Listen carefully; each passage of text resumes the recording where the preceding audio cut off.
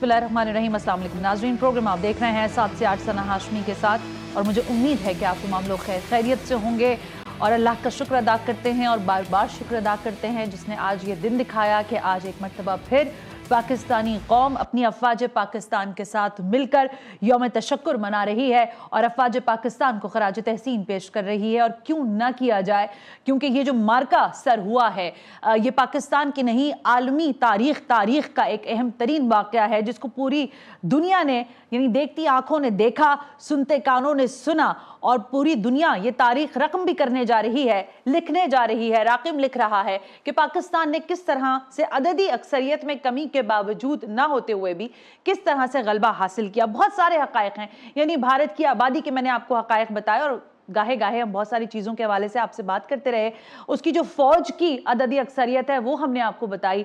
जिस तरह जितना पैसा वो अपनी अफवाज के ऊपर लगाते हैं, जो उनका बजट है उससे कहीं कम पाकिस्तानी फौज का बजट है, लेकिन इस फौज के एक एक सिपाही ने साबित किया कि ये इससे कहीं ज़्यादा के मुस्तहिक हैं अल्हम्दुलिल्लाह।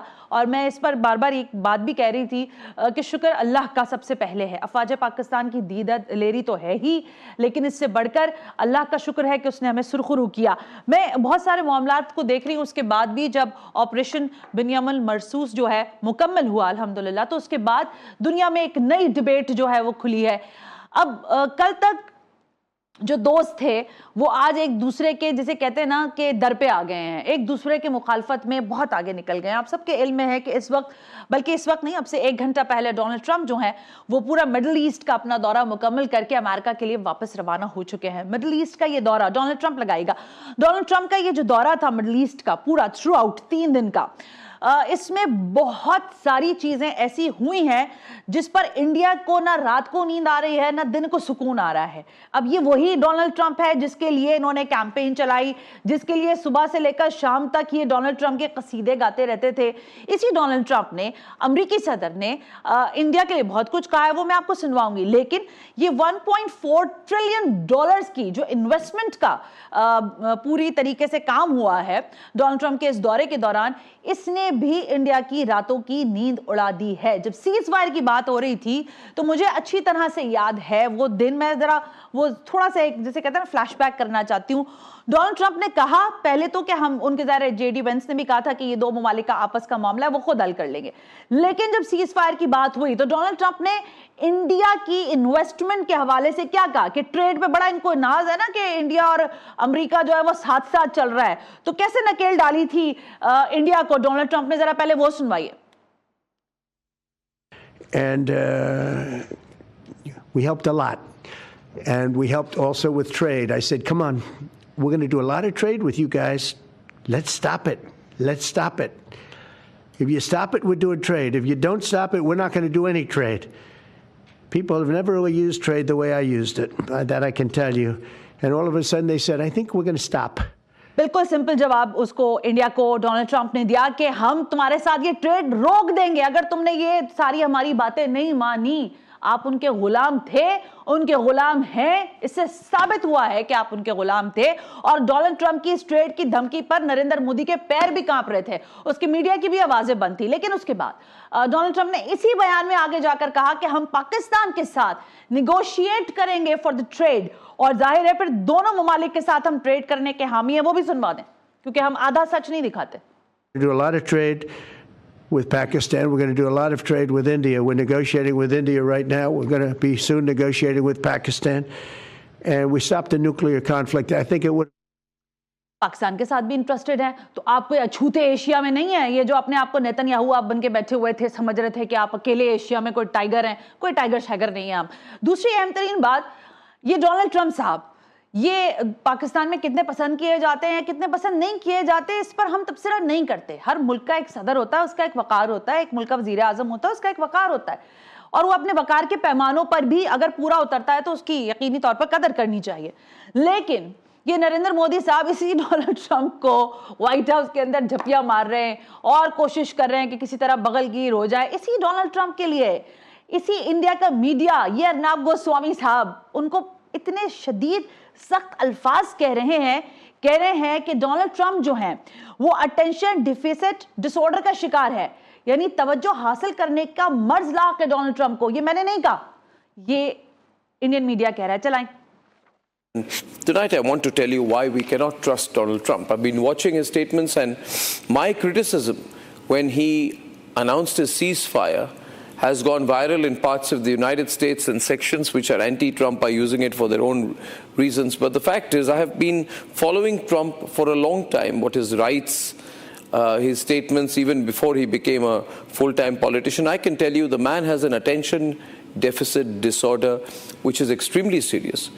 Plus, besides that, he is almost semi-permanently in a attention deficit disorder यानी तवज्जो हासिल करने के दिमागी मर्ज में मुब्तला डोनाल्ड ट्रंप को ये कह रहे हैं इंडियन मीडिया। और ये एक नहीं, ये एक शख्स की शक्ल इसलिए दिखा दी कि ये एक बहुत ज्यादा लोगों को शायद याद हो, लेकिन पूरा इंडियन मीडिया इस वक्त जो ना करे वो कम है। तुर्किया के पीछे पड़ गए कि आपके भूकंप में हमने आपका साथ दिया था, हमने कोई दोस्त ऑपरेशन किया था, यानी एहसान करके जताया जा रहा है। अगर कोई शख्स किसी भी हालात में तकलीफ में हो तो उसके लिए मदद करना इंसानियत का दर्ज देता, इंसानियत इस बात की दर्ज देता है। आप तुर्किया के पीछे लग गए कि तुर्की में जाना छोड़ दो, उनका टूरिज्म तबाह कर दो, कर दो भाई, वो तो किसी से नहीं डर रहे। आप नहीं जाएंगे तो बाकी दुनिया के लोग क्या तुर्की नहीं जाएंगे? सारी दुनिया जाएगी, इंडिया वाले शायद ना जा सके। बहरहाल इसके अलावा भी बहुत कुछ हो रहा है इंडियन मीडिया पर।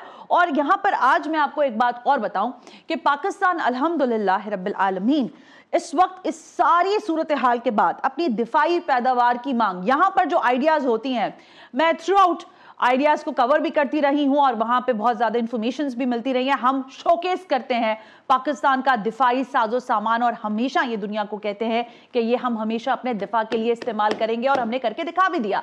लेकिन इस वक्त दुनिया भर में पाकिस्तान के दिफाई साजो सामान की मांग में तेजी से इजाफा हो रहा है। पाकिस्तान के शाहीनों ने आसमान की बुलंदियों पर, फिजाओं में जब जाहिर इसको डॉग फाइट कहा जाता है, और इस डॉग फाइट के अंदर पाकिस्तान ने अपनी बर्तरी दिखाई। तो मुझे ये लफ्ज, ये अल्फाज, ये हमारे मीडिया ने नहीं लिखे, Pakistan air force the undisputed king of the skies, ये टेलीग्राफ की जब ये हेडलाइन लगी है तो पूरी दुनिया मुतरफ हो गई। दुनिया ने सलाम किया, दुनिया ने खड़े होकर शाबाश दी कि वाकई पाकिस्तान ने साबित किया कि वो एक दिफाई तौर पर अपने मुल्क की हिफाजत करना जानता है। इस सब के बाद बात आगे यहां आज जो हम टॉपिक डिस्कस करने बैठे हैं वो ये कि इंडिया के खुद के अंदर जो तहरीकें चल रही हैं उस पर बात करना बहुत जरूरी है। आसाम के अंदर चल रही हैं, मणिपुर के अंदर चल रही हैं, वहां पर सिखों के साथ, अरे अभी जो ये सारी इन्होंने स्ट्राइक की, मैं तो हैरान और परेशान हूं। अमृतसर के अंदर खुद ही अपने मेजाज मारकर सिखों को मारना शुरू कर दिया। तो वो सिख जो हैं वो पहले दिन से कह रहे हैं कि वो पाकिस्तान के साथ हैं, फिर इंडियन मीडिया ये कह रहा है कि पाकिस्तान उसकी फंडिंग करता है। तो मैंने कहा कि आज जरा सिख बिरादरी से भी पूछें और उनसे भी जानें कि वो हिंदुस्तान में किन मसाइल का शिकार है। हमने तो नहीं कहा कि वहां अलहदगी पसंद तहरीकों को हम तवानाई देंगे, लेकिन ये बीएलए को यहां बैठकर तवानाई जरूर दे रहे हैं। बहरहाल, लेकिन इसके साथ साथ मैं आज इस मौजू पर भी बात करूंगी कि पाकिस्तान की जो फिजाई हुदूद है उसमें जिस तरह के मार्के पाकिस्तान ने तारीख में रकम किए हैं, इसकी शायद वाकई तौर पर कहीं भी आज तक तो मैंने नहीं देखा कि पाकिस्तान के अलावा किसी और मुल्क में ऐसी तारीख रकम की गई हो, इतनी जबरदस्त तारीख। तो उसके ऊपर कुछ हम रोशनी भी डालेंगे और पाकिस्तान अपने जो पूरी स्ट्रैटेजी है उसमें किस तरह पूरे खित्ते में अब उभर कर सामने आया है अपनी प्लानिंग की वजह से। इस पर बात करने के लिए इंपॉर्टेंट शख्सियात हैं, air vice marshal retired Ejaz Mahmood, उनसे हमने वक्त लिया है, उनसे बात करेंगे। और लेटरली हम बात करेंगे गुरप्रीत सिंह पन्नू से, रहनुमा है सिख फॉर जस्टिस के। मुझे एक ब्रेक लेने का कहा जा रहा है, ब्रेक से वापस आते हैं तो इसी डिबेट को आगे बढ़ाएंगे।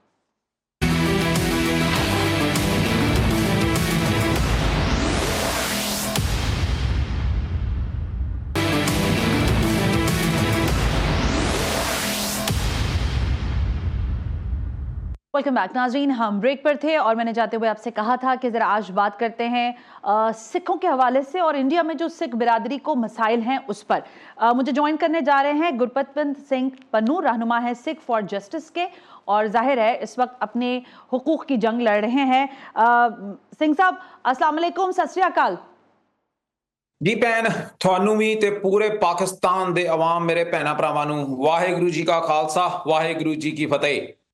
Thank you. गुरप्रीत जी, ये फरमाइएगा कि जाहिर है ये पूरी आपने अब देख ही लिया, आपने क्या पूरी दुनिया ने देखा जो पाकिस्तान ने मुंह तोड़ जवाब दिया हिंदुस्तान को। इस सारी कशीदगी पर ये जो सारी एपिसोड हुआ है, इस पर सिख बिरादरी के क्या तासुरात हैं और आपके क्या तासुरात हैं? देखो, सब तो पहला पाकिस्तान दा आवाम, पाकिस्तान दी सरकार ते पाकिस्तान दी फौज दी फतेह हुई है। अल्हम्दुलिल्लाह। और फतेह दा जड़ा जकारा है वो हुंदा है बोले सो निहाल, सत श्री अकाल। ते साडे मुसलमान भरावां ने जड़ा सिखां दे नाल मिल के अग्गों नारा लाया, नाराए तकबीर। अल्लाहू अकबर। जदों ये नारा भैन लगदा ना इस दुनिया दे उत्ते ते फिर फतेह जरूर हुंदी है। और पाकिस्तान दी फतेह हिंदुस्तान दे उत्ते हुई है और सिर्फ इस जंग दे विच हजे हुई है। ये जंग हजे खत्म नहीं हुई है, ठीक है, क्योंकि जेड़ा तुहाडा दुश्मन हाँ है, जी। जेड़ा पाकिस्तान दी आवाम ते पाकिस्तान दी होंद दा दुश्मन है, उसनू सिर्फ एक भाषा समझ आउंदी है, वो है बंबां दी। वो गल्लां दी भाषा नहीं समझदा। सही है। ਜਦੋਂ ਤੁਸੀਂ 55 ਮਿੰਟ ਬੰਬਾਰੀ ਕੀਤੀ ਹੈ, ਮਿਜ਼ਾਈਲਾਂ ਲਾਈਆਂ, ਉਹਨੂੰ ਭਾਸ਼ਾ ਸਮਝ ਆ ਗਈ बिल्कुल ਕਿ ठीक है, ਹੁਣ ਸਾਡੀ ਹਿੰਦੁਸਤਾਨ ਜਿਹੜਾ ਉਹ ਤਹਿਸ ਨਹਿਸ होएगा ਤੇ तबाह होएगा। बिल्कुल ठीक है गुरप्रीत जी, ये बात आपने दुरुस्त की कि उसको यही जबान समझ आती है। लेकिन गुरप्रीत जी, मैं आज जरा डिफरेंट फ्रेम में हूं, क्योंकि इंडिया वाले तो पता नहीं अभी तक उसी जंग वाले माहौल में ही हैं। लेकिन मैं ये जानना चाहती हूं कि सिख बिरादरी बहुत अरसे से अपने मसाइल हमें बता रही है और हमारे इल्म में भी हैं, लेकिन आज आप खुद यहाँ मौजूद हैं, तो ये फरमाइए कि आपकी ये जो तहरीक है ये क्या अभी कुछ मध्यम हो गई है, और अगर मध्यम हुई है तो उसकी वजह क्या है? दूसरी अहम सवाल ये कि आपको खुद हिंदुस्तान, इंडिया में रहते हुए किन मसाइल का सामना है हमारी सिख बिरादरी को, ये जरा हमें आगाह करें। देखो, ਜਦੋਂ हिंदुस्तान ते पाकिस्तान ਬਣਿਆ, जी सर। ਉਦੋਂ ਸਿੱਖ ਜਿਹੜੇ ਲੀਡਰ ਸੀਗੇ, ਉਹਨਾਂ ਦੇ ਸੀਗੇ, ਉਹਨਾਂ ਨੇ ਇਹ ਡਿਸਾਈਡ ਕੀਤਾ, ਫੈਸਲਾ ਲਿਆ ਕਿ ਉਹ ਹਿੰਦੁਸਤਾਨ ਦੇ ਨਾਲ ਰਹਿਣਗੇ। हाँ ਪਰ 1950 ਦੇ ਵਿੱਚ जी, 1950 ਜਦੋਂ ਸੰਵਿਧਾਨ ਬਣਦਾ ਹਿੰਦੁਸਤਾਨ ਦਾ, ਭਾਰਤ ਦਾ, ਤਾਂ ਸਿੱਖ ਧਰਮ ਨੂੰ ਹਿੰਦੂ ਧਰਮ ਦਾ ਹਿੱਸਾ ਬਣਾ ਦਿੱਤਾ ਜਾਂਦਾ। ਜਿੰਨੇ ਵੀ ਹਿੰਦੂ ਧਰਮ ਦੇ ਫੈਮਿਲੀ ਐਂਡ ਪਰਸਨਲ ਲਾਜ਼ ਹੈ, ਔਰ ਸਭ ਤੋਂ ਅਹਿਮ ਮੈਂ ਤੁਹਾਨੂੰ ਦੱਸਾਂਗਾ, ਜੇ ਕੋਈ ਹਿੰਦੁਸਤਾਨ ਦੇ ਵਿੱਚ ਸਿੱਖ ਵਿਆਹ ਕਰਦਾ ਹੈ ਤੇ ਰਜਿਸਟਰ ਹੁੰਦਾ ਹੈ, that is registered under Hindu Marriage Act। अच्छा, ओके। ਜੇ ਕੋਈ ਪ੍ਰਾਪਰਟੀ ਟ੍ਰਾਂਸਫਰ ਕਰਦਾ ਹੈ, ਉਹ ਹਿੰਦੂ ਜਿਹੜੀ ਫੈਮਿਲੀ ਲਾਜ਼ ਹੈ ਤੇ ਪ੍ਰਾਪਰਟੀ ਲਾਜ਼ ਹੈ ਤੇ ਪਰਸਨਲ ਲਾਜ਼ ਹੈ, ਉਹਦੇ ਥੱਲੇ ਹੁੰਦੇ ਆ। ਸੋ ਇਸ ਦਾ ਮਤਲਬ ਹੈ ਕਿ ਹਿੰਦੁਸਤਾਨ ਦੇ ਸੰਵਿਧਾਨ ਵਿੱਚ ਤੇ ਕਾਨੂੰਨ ਦੇ ਉੱਥੇ ਹਿੰਦੁਸਤਾਨ ਦੇ ਵਿੱਚ ਸਿੱਖ ਧਰਮ ਦੀ ਕੋਈ ਹੋਂਦ ਨਹੀਂ ਹੈ।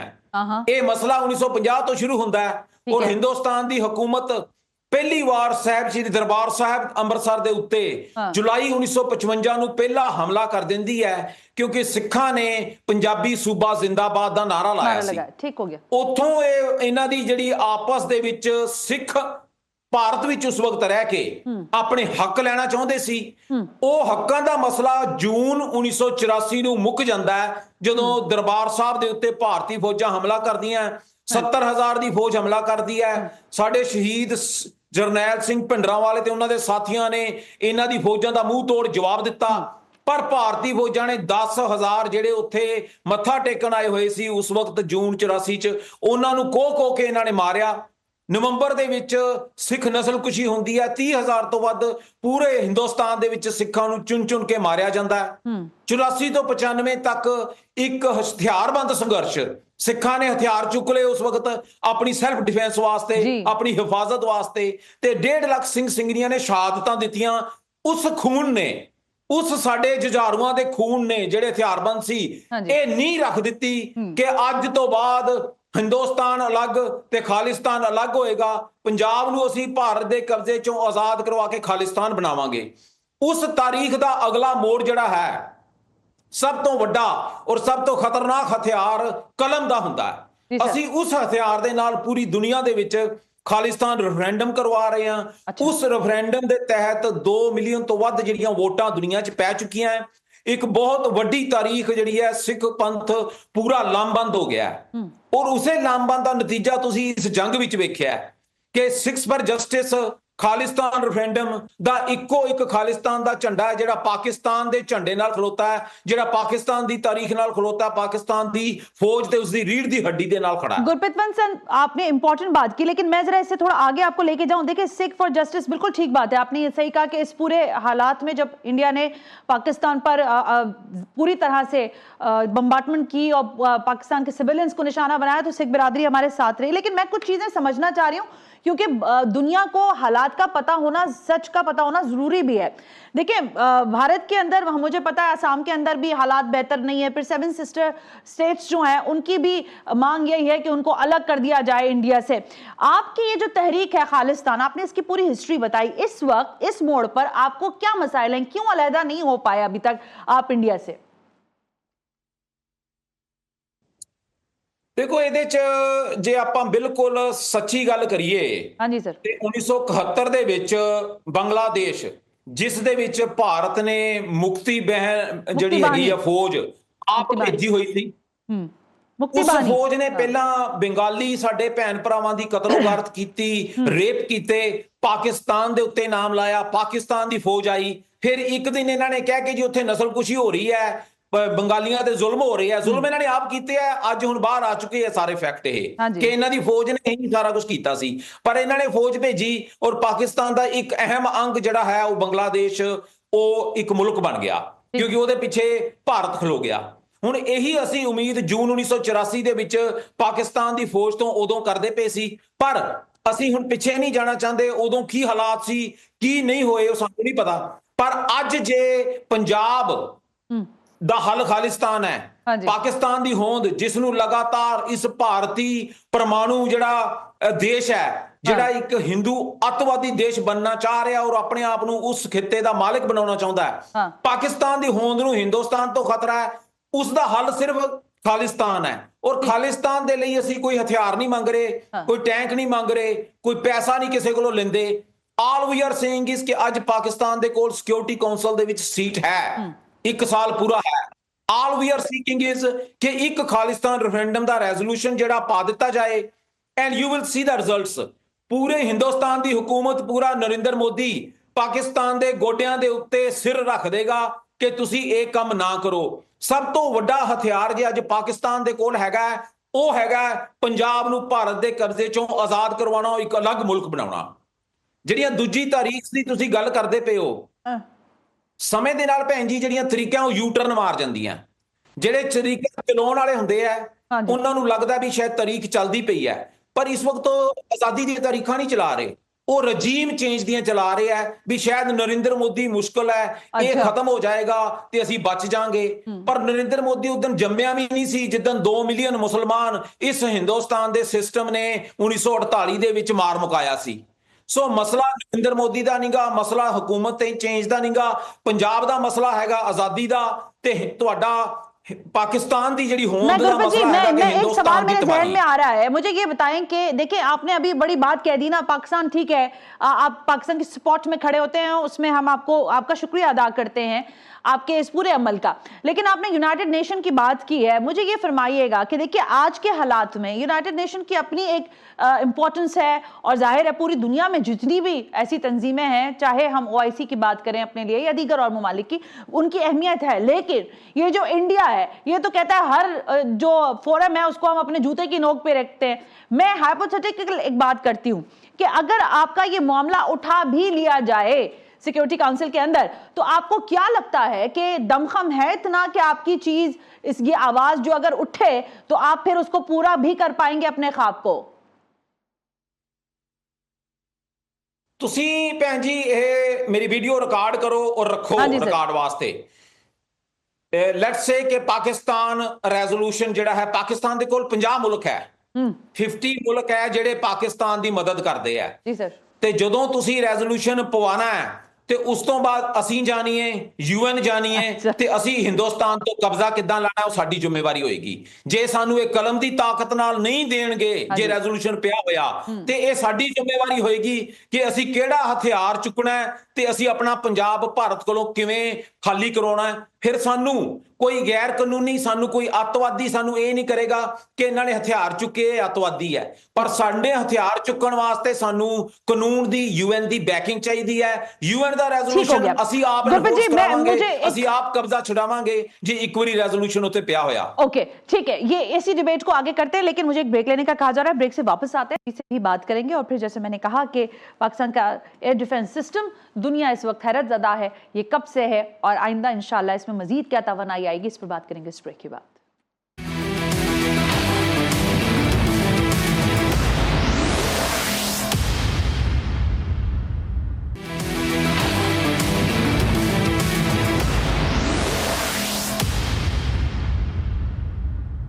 वेलकम बैक नाजरीन, हम ब्रेक पर थे और मेरे साथ मौजूद हैं गुरपतवंत सिंह पन्नू साहब, और हम उनसे ये बात कर रहे हैं कि इस वक्त जो सिख बिरादरी है वो किस तरह से खालिस्तान की तहरीक को चलाना चाहती है और उनमें उनको किन मसाइल का सामना है। गुरपत जी, एक मतलब फिर बहुत शुक्रिया। ये बताइएगा सर कि एक ज़ाहिर दुनिया है तो, और ख़ासकर आपको पता है इंडिया का जो मीडिया है उसने तो इल्ज़ामात और इल्ज़ाम तराशी की सारी हदूद जो है वो क्रॉस कर दी हैं, लेकिन पाकिस्तान पर इल्ज़ाम ये धरना कि आपकी तहरीक को हम कोई पानी दे रहे हैं या हम चाहते हैं कि आप ये सब कुछ करें, पाकिस्तान पर इस इल्ज़ाम को आप कैसे देखते हैं गुरप्रीत? मैं ਇਹਦਾ ਤੁਹਾਨੂੰ ਜਵਾਬ ਦੇਣਾ ਭੈਣ ਕਿ ਪਾਕਿਸਤਾਨ ਸਾਡੇ ਲਈ ਉਹ ਪਾਕ ਜਗ੍ਹਾ ਹੈ ਜਿੱਥੇ ਗੁਰੂ ਨਾਨਕ ਸਾਹਿਬ ਦਾ ਜਨਮ ਸਥਾਨ ਹੈ, सही, ਜਿੱਥੇ ਕਰਤਾਰਪੁਰ ਸਾਹਿਬ ਹੈ, ਨਨਕਾਣਾ ਸਾਹਿਬ ਹੈ, ਬਿਲਕੁਲ। ਔਰ ਸਾਡੇ ਬਹੁਤ ਧਾਰਮਿਕ ਸਥਾਨ ਉੱਥੇ ਹੈ। ਠੀਕ ਬਾਤ। ਜੇ ਪਾਕਿਸਤਾਨ ਸਾਡੀ ਮਦਦ ਕਰਦਾ ਹੈ ਤਾਂ ਉਹ ਇਹ ਮਦਦ ਕਰਦਾ ਹੈ ਕਿ ਉਹ ਸਿੱਖ ਨੂੰ ਸਿੱਖ ਸਮਝਦਾ ਹੈ ਤੇ ਸਾਡੇ ਧਾਰਮਿਕ ਸਥਾਨਾਂ ਨੂੰ ਮਹਿਫੂਜ਼ ਰੱਖਦਾ ਹੈ। ਜੇ ਪਾਕਿਸਤਾਨ ਕੋਈ ਮਦਦ ਕਰਦਾ ਤੇ ਉਹਨਾਂ ਨੇ ਇਹ ਮਦਦ ਕੀਤੀ ਹੈ ਕਿ ਉਹਨੇ ਸਿੱਖ ਧਰਮ ਨੂੰ ਸਿੱਖ ਧਰਮ ਸਮਝਿਆ ਤੇ ਸਾਨੂੰ ਹਿੰਦੂ ਧਰਮ 'ਚ ਮਲੀਆਮੇਟ ਨਹੀਂ ਕੀਤਾ। ਜਿਹੜਾ ਦੁਨੀਆ ਦੇ ਵਿੱਚ ਪ੍ਰਚਾਰ ਕੀਤਾ ਜਾਂਦਾ ਹੈ ਤੇ ਮੈਂ ਕੈਨੇਡਾ ਦੇ ਵਿੱਚ CBC, ਗਲੋਬ ਐਂਡ ਮੇਲ, ਅਮਰੀਕਾ 'ਚ ਰਾਇਟਰਸ, CNN, NBC ਹਰ ਜਗ੍ਹਾ ਤੇ ਜਾ ਕੇ ਬੋਲਦਾ। ਉਸ ਵਕਤ ਇਸ ਹਿੰਦੁਸਤਾਨ 'ਚ ਇੰਨੀ ਹਿੰਮਤ ਨਹੀਂ ਹੁੰਦੀ, ਔਰ ਪ੍ਰੈਜ਼ੀਡੈਂਟ ਜਿਹੜਾ ਟਰੰਪ ਹੈ ਜਿੱਦਣ ਉਸ ਦੀ ਸਵੀਰਿੰਗ ਇਨ ਸੈਰੇਮਨੀ ਸੀ ਤੇ ਮੈਂ ਐਜ਼ ਅ ਸਪੈਸ਼ਲ ਗੈਸਟ ਬਿਲਕੁਲ ਸਾਹਮਣੇ ਬੈਠਾ ਸੀ। ਉਦੋਂ ਇਹਨਾਂ ਦੀ ਹਿੰਮਤ ਨਹੀਂ ਪਈ ਕਹਿਣ ਦੀ ਕਿ ਵੀ ਭਾਈ ਪ੍ਰੈਜ਼ੀਡੈਂਟ ਟਰੰਪ ਦੀ ਇਨਾਗੂਰੇਸ਼ਨ ਦੇ ਵਿੱਚ ਗੁਰਪਤਵੰਤ ਸਿੰਘ ਪੰਨੂ ਤੇ ਉਹਦੇ ਸਾਥੀ ਵੀ ਖੜੇ ਹੈ।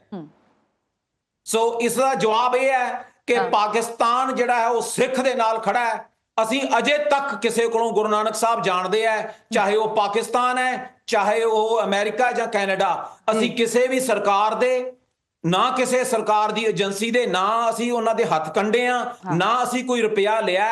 ਅਸੀਂ ਆਪਣੀ ਜੇਬ ਚੋਂ $11 ਮਿਲੀਅਨ ਜਿਹੜਾ ਹੈ ਉਹ ਬਜਟ ਰੱਖ ਦਿੱਤਾ ਕਿ ਭਾਰਤੀ ਫੌਜਾਂ ਦੇ ਕੋਲੋਂ ਦੀ ਇਨਫੋਰਮੇਸ਼ਨ ਲੈ ਕੇ ਤੇ ਅਸੀਂ ਉਹ ਪਾਕਿਸਤਾਨ ਨੂੰ ਕਿੱਦਾਂ ਦੇਣੀ ਹੈ। ਜੇ ਅਸੀਂ $11 ਮਿਲੀਅਨ 2 ਮਹੀਨਿਆਂ 'ਚ ਖਰਚ ਸਕਦੇ ਆ ਤੇ ਤੁਸੀਂ ਸਮਝ ਸਕਦੇ ਹੋ ਕਿ ਗੁਰੂ ਨਾਨਕ ਨਾਮ ਲੈਵਾ ਸਿੱਖ ਜਿਹੜਾ ਹੈ ਉਹਨੂੰ ਪੈਸੇ ਦੇ ਪਿੱਛੇ ਨਾ ਉਹ ਕਦੀ ਕਿਸੇ ਕੋਲ ਹੱਥ ਉਹਨੇ ਕਦੀ ਪਹਿਲੋਂ ਅੱਡੇ ਨਾ ਹੁਣ ਅੱਡੇਗਾ।